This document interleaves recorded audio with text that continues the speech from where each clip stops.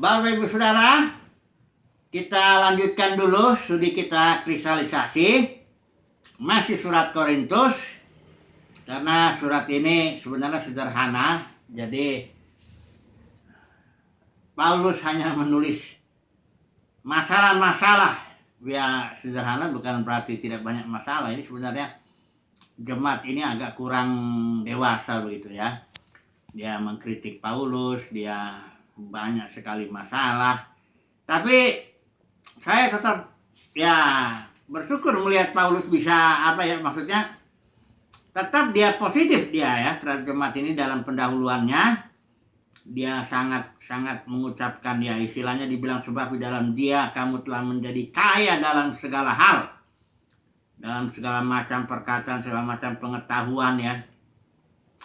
Kemudian dia tekankan Tuhan itu setia ya, sehingga dia akan pelihara kamu sampai kesudahannya sehingga kamu tak bercacat.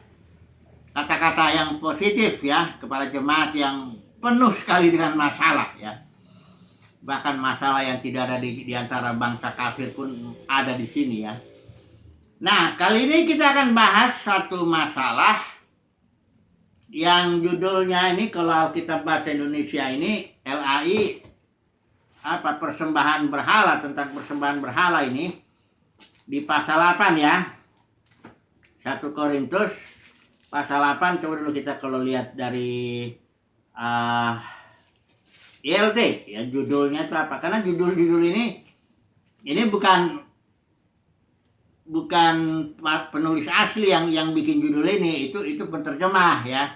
Maka tiap versi Alkitab itu judulnya beda. Kadang-kadang judulnya menyesatkan juga ya, nggak sesuai dengan isinya ya. Jadi saya melihat ini, coba dulu kita lihat 1 Korintus 8. Di sini judulnya makanan yang dipersembahkan kepada berhala. Kemudian pasal 9 judul lagi hak dan kewajiban rasul. Pasal 10 peringatan tentang berhala. Sebenarnya ini 3 pasal ini ya, pasal 8, 9, dan 10 itu membicarakan satu hal. Ya. Yang dibicarakan Paulus itu jangan kamu yang punya pengetahuan itu jadi batu sandungan. Dalam hal soal makan makanan yang udah dipersembahkan ke berhala itu. Karena zaman itu ada daging-daging yang dijual di pasar bebas, itu sudah dipersembahkan dulu kepada berhala. Sebenarnya barangkali di Indonesia ini kayak padi itu udah dipersembahkan kepada Dewi Sri, atau ini saya kurang paham juga. Tapi dalam konteks 1 Korintus ini memang banyak daging-dagingnya udah dipersembahkan dulu kepada berhala-berhala ya. Jadi ada beberapa orang Kristen yang hati nuraninya lemah begitu, dan kalau ngelihat ada saudaranya makan daging yang sudah dipersembahkan kepada berhala itu dia jadi tersandung, jadi merasa ya tersandung lah ya, sehingga dia jadi lemah karena itu. Nah, ada juga kasus ini, seorang diundang sama orang yang tidak percaya ya, seorang Kristen yang sudah percaya, dia diundang, dikasih daging.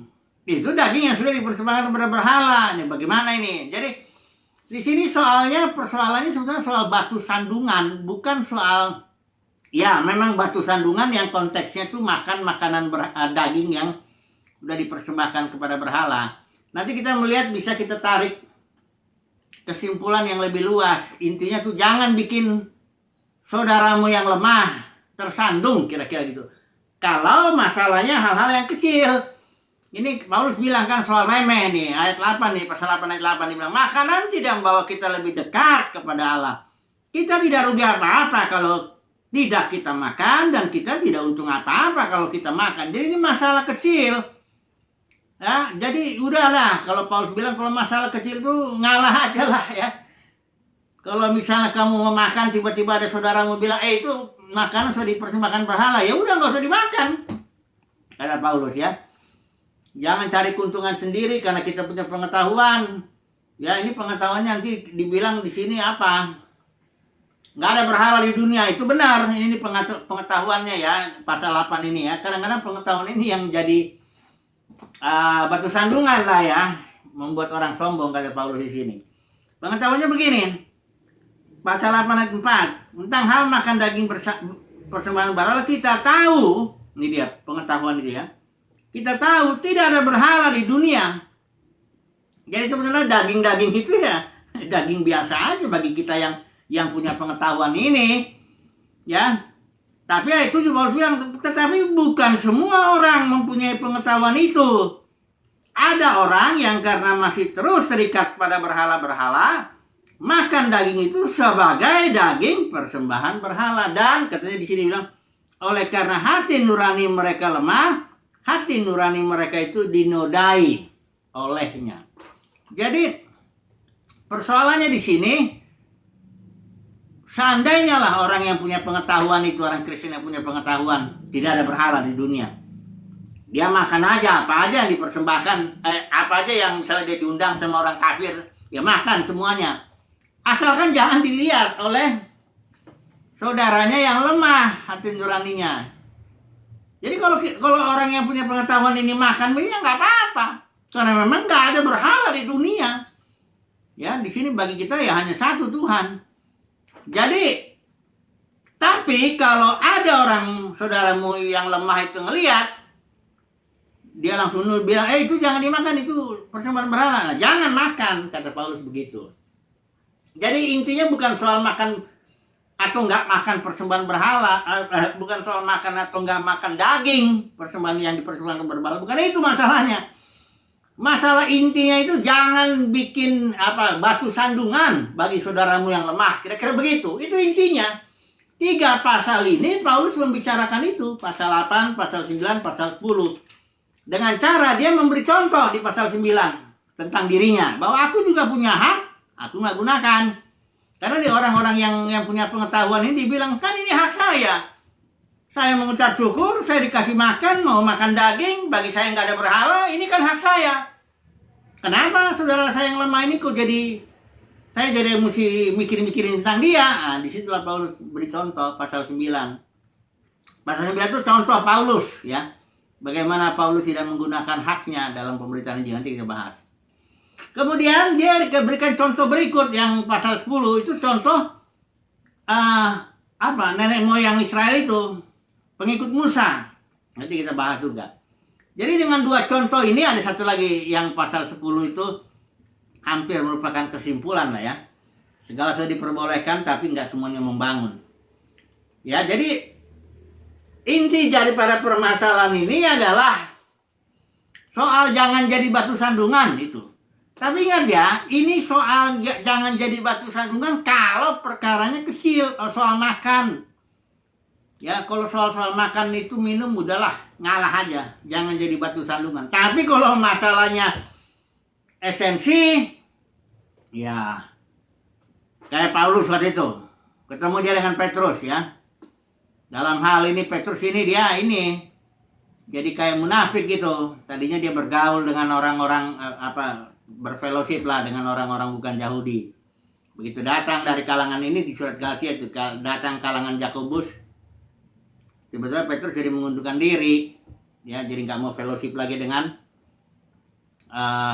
orang-orang bukan Yahudi. Nah, Paulus lihat ini kelakuan seperti ini esensi juga ini. Karena apa? Karena tugas Paulus itu begini. Bagi Paulus tugasnya dia sebagai rasul bukan bangsa Yahudi. Bagi dia ya tidak ada Yahudi, nggak ada Yahudi, nggak ada bukan Yahudi.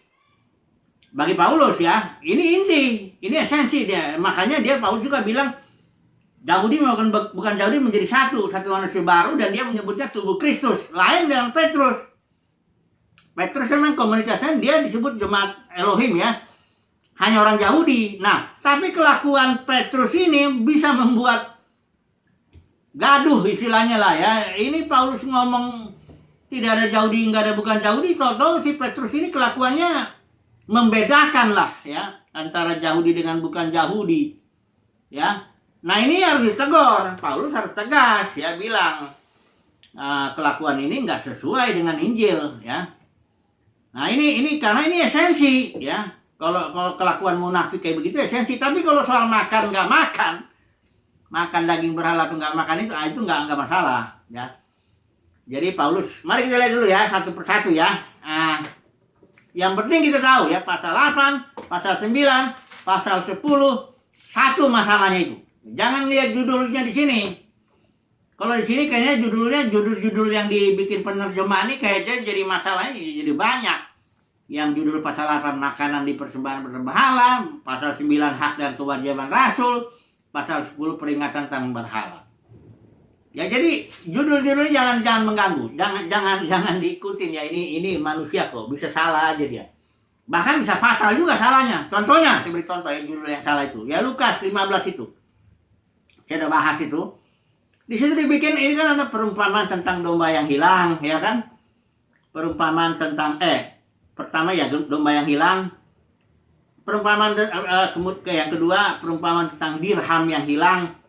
Baru ketiga perumpamaan tentang anak yang hilang. Wah ini judulnya salah habis ini. Karena kalau kita lihat konteksnya di pasal 15 ini saya simpang sedikit ya. Supaya kita tahu. Jadi nanti kalau membaca Alkitab jangan perhatikan dulu judul-judul yang di atas itu. Baca aja berulang-ulang baru ketahuan ini. Kita analisis pasal ini bicara ini, pasal ini bicara ini gitu. Ya di situ di Lukas 15 itu kan masalahnya itu kan Yesus bergaul dengan para pemungut cukai dan orang-orang berdosa itu. Kemudian orang-orang Farisi bersungut-sungut. Kenapa kamu bergaul sama orang berdosa? Bagi orang Farisi itu, para pemungut cukai, pelacur, orang berdosa begitu. Dia nggak mau bergaul. Nah, Yesus menjawabnya dengan 3 perumpamaan. Perumpamaan ini fokusnya kepada kasih Bapa. Misalnya perumpamaan tentang anak yang hilang itu nggak cocok. Judulnya harus perumpamaan Bapa yang penuh kasih karena fokusnya Bapa. Misalnya perumpamaan dirham yang hilang itu juga salah. Harusnya perempuan itu Roh Kudus ya, perumpamaan tentang Roh Kudus yang penuh kasih. Kemudian domba yang hilang, juga bukan domba kok. Itu perumpamaan tentang gembala yang baik. Karena Yesus menjawab dengan sungut-sungut Farisi, dijawabnya dengan 3 perumpamaan, sama perumpamaan itu. Karena awalnya selalu atau itu sama. Dan juga kalau dibilang perumpamaan yang hilang, anak yang hilang tuh dua-duanya hilang. Baik yang bungsu maupun yang sulung. Ya. Karena sama-sama enggak suka berfellowship dengan bapaknya. Hanya bedanya yang bungsu ini terang-terangan ngomong, aku nggak suka di rumah ini Pak, aku mau pergi bersekutu dengan pelacur. Kalau yang sulung enggak, dia mau ngerjain tapi sebenarnya dia juga nunggu kapan ini bapaknya ngasih domba supaya saya bersenang-senang dengan temanku. Jadi sama. Itu makanya judulnya itu meleset abis itu udah. Habis melesetnya. Sehingga membuat orang yang membacanya kalau dia perhatikan judul meleset dia. Dia pikir perumpamaan anak yang hilang. Dipikir perumpamaan domba yang hilang. Jadi fokusnya anak, domba, dirham. Bukan. Fokusnya itu kepada gembala yang baik. Fokus kepada Roh Kudus yang selalu mencari. Kayak perempuan begitu. Fokus kepada Bapa yang penuh kasih. Begitu. Jadi ini juga begini. Pasal 8, 9, 10 sama. Satu masalah sedang dibicarakan Paulus. Ya. Sekali lagi ya. Jangan terganggu dengan judul-judul ini. Ya. Judul-judul ini menurut saya itu hampir deh di Alkitab tuh LAI maupun ILC ini juga banyak yang salah kok. Ya, banyak yang nggak pas ya. Entah ini penerjemahnya apa nggak dibaca dulu semuanya ya. Memang sih jarang sih. Gitu ya, Bang. Ya, tentu ada kesulitan lah untuk itu. Oke. Jadi, mari kita melihat kembali lagi ya. Masalahnya di sini pasal 8, 9, 10 adalah masalah jangan jadi batu sandungan bagi saudaramu yang lemah ya. Sekalipun engkau punya pengetahuan, ingat ya, kebebasanmu harus kau jagalah. Jangan saudaramu sampai akhirnya binasa karena pengetahuanmu, karena kebebasanmu. Kemudian Paulus kasih contoh, ini pasal 9. Nah, ini kita masuk ya, contoh yang dikasih Paulus ya. Dia bilang begini. Contohnya, pertama Paulus punya hak ya, ini dibilang hak di sini. Hak untuk makan dan minum ya, hak untuk membawa seorang istri Kristen dalam perjalanan ya, seperti yang dilakukan rasul-rasul lain dan saudara-saudara Tuhan dan Kefas ya. Ini menunjukkan dari kalimat ini Paulus kelihatannya dia juga punya istri ya.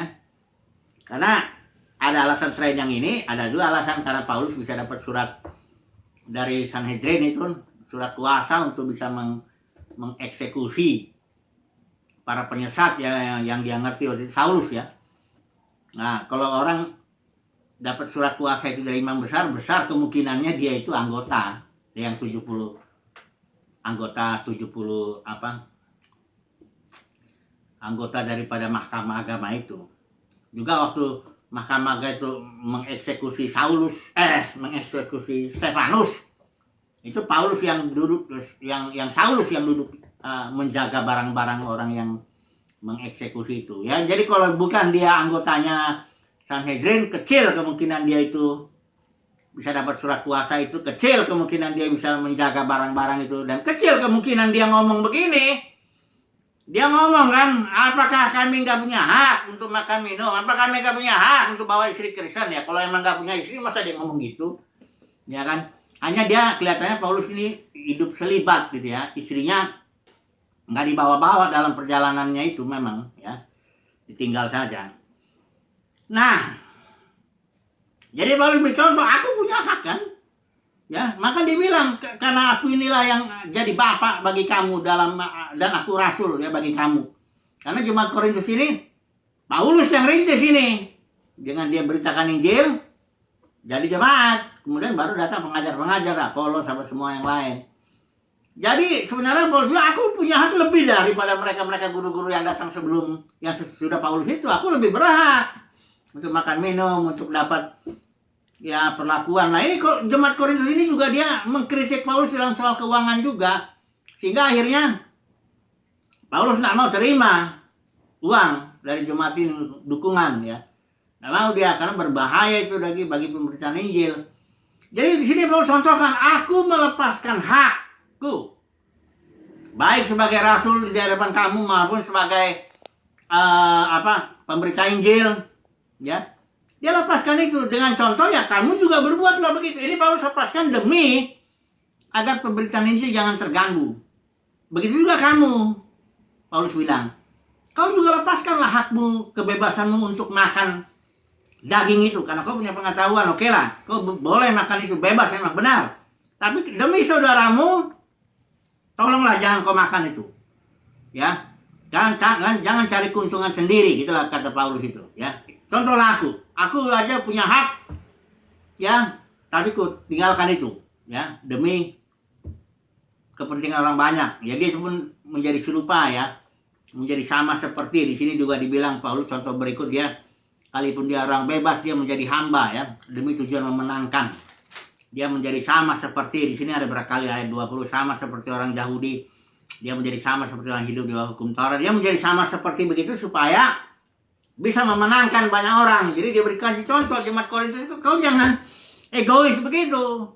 Punya pengetahuan, nggak ada berhala di dunia, terus kau makan aja begitu daging yang udah dipersembahkan kepada berhala, ya nanti saudaramu ini kesandung dia.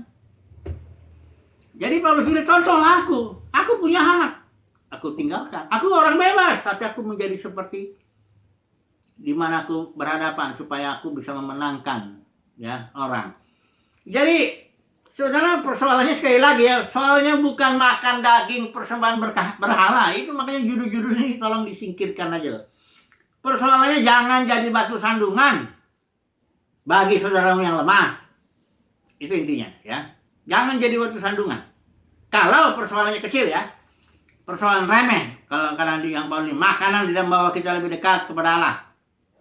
Tapi kalau masalah-masalah yang esensi, ya nggak apa-apa. Gimana kalau kita ngomong, saudara kita kayak Paulus bilang, kalau aku mengatakan kebenaran, tentu ada orang yang nggak suka sama dia.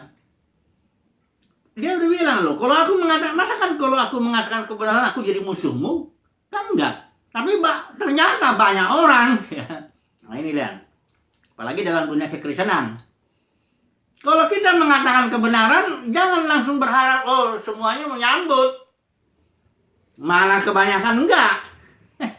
Apalagi doktrin yang kita sampaikan bertentangan dengan alirannya. Waduh, itu udah sama juga nyinggung kemuliaannya, nyinggung perutnya, ya, nggak bisa. Jadi kalau hal-hal yang esensi, ya udah, apa boleh buat lah. Kalau ada saudara kita tersandung karena kita, ya apa boleh buat lah. Karena itu esensi. Ya kayak Paulus yang malah tegur di depan orang itu, si Petrus itu. Jadi kalau emang esensi, ya sudah. Tidak apa-apa lah orang lain tersandung. Tapi kalau soal makan, nggak makan daging itu nggak masalah. Itu hal yang remeh ya. Yang kedua, contoh Musa ini. Ya. Ini contoh Paulus sudah dikasih 2 contoh ini ya. Kita lihat ini ya secara cepat ini aja ya. Kemudian yang kedua contoh yang pengikut Musa ini. Mereka ini dibilang walaupun ayat 5, tetapi sungguh pun demikian Allah tidak berkenan kepada bagian yang terbesar dari mereka karena mereka ditewaskan di padang gurun. Ini kata Paulus untuk menjadi pengikut Musa mereka sudah dibaptis ya, melintasi laut, jadi dibaptis dalam awan, dalam laut. Mereka semua makan rohani yang sama, mereka semua minum rohani yang sama. Mereka minum dari batu karang rohani yang mengikuti mereka, yaitu batu karang itu adalah Kristus. Tapi tetap Tuhan gak berkenan. Ini konteksnya generasi pertama itulah ya, yang keluar dari Mesir menuju Kanaan, tersangkut di Kades Barnea, akhirnya berputar-putar selama 38 tahun lagi tambah jadi 40 ya. Inilah dosa-dosanya generasi pertama itu, menginginkan hal-hal yang jahat, pasal 10 ayat 6 ya. Semuanya sebagai contoh, ini contoh ya, menjadi peringatan bagi kita. Supaya jangan kita menginginkan hal-hal yang jahat. Ini mereka ingin hal-hal. Kedua, ada percabulan hingga tewas 23.000 orang. Ketiga, mencobai Tuhan, dipanggut ular. Keempat, bersungut-sungut. Ya, tewaslah akhirnya semuanya itu. Nggak percaya intinya. Ini menjadi teladan. Menjadi contoh. Ya. Contoh yang negatif ya. Supaya kita tuh menjauhi penyembahan berhala. Ini contoh ya bahwa orang yang udah dipanggil Tuhan pun, orang Israel udah dipanggil keluar dari Mesir, juga bisa gagal di padang gurun. Surat Yudas juga bilang ya. Surat Yudas juga. Coba dulu kita ambil sedikit surat Yudas ini, kita lihat nih. Karena banyak orang bilang, sekali selamat, tetap selamat. Ini ngomong ngawur ini. Apanya yang sekali selamat, tetap selamat? Ini orang Israel udah keluar dari Mesir, masih kok dia di padang gurun, nggak sampai pada warisan mereka di tanah perjanjian. Jangan terlalu guru-guru ngomong sekali selamat tetap selamat, karena banyak yang dipanggil, sedikit yang dipilih. Yang dipilih ini yang pemenang ini kan yang dipanggil, yang dipilih dan yang setia. Nggak cuma dipanggil, dalam dunia kekristenan banyak yang dipanggil, tapi sedikit yang dipilih, sedikit yang jadi pemenang kok, ya. Yang setia sudah sedikit. Coba dulu kita lihat ya, surat Yudas, kita contoh ini ya, mana dia surat Yudas ini ya. Ini surat Yudas ini bilang, ngasih contoh juga ini ya, pengikut Musa ini. Surat Yudas ya, ini sebelum Wahyu dia ya. Surat Yudas. Dia bilang begini. Ayat 5 ya. Tetapi sekalipun kamu telah mengetahui semuanya itu dan tidak meragukannya lagi, aku ingin diingatkan bahwa memang Tuhan menyelamatkan umatnya. Lihat, udah diselamatkan ya umatnya dari tanah Mesir. Terus selamat enggak? Enggak. Udah diselamatkan dari tanah Mesir, dari perbudakan itu, udah. Iya, udah bilang. Tuhan memang sudah menyelamatkan umatnya dari tanah Mesir, namun sekali lagi membinasakan mereka yang tidak percaya. Jadi jangan ngomong lah sekali selamat tetap selamat. Tunggu dulu ya. Secara pribadi lah masing-masing, apakah aku ini udah dipanggil? Ya betul. Apakah aku ini dipilih? Atau apakah aku setia? Ya, jangan langsung main tembak aja. Sekali selamat tetap selamat. Ini contohnya orang Israel. Udah selamat, diselamatkan Tuhan dari Mesir, dari rumah perbudakan. Tewas di padang gurun. Kenapa ini? Menginginkan hal yang jahat, menyembah berhala, pecah bulan, cobai Tuhan, bersungut-sungut. Nah ini.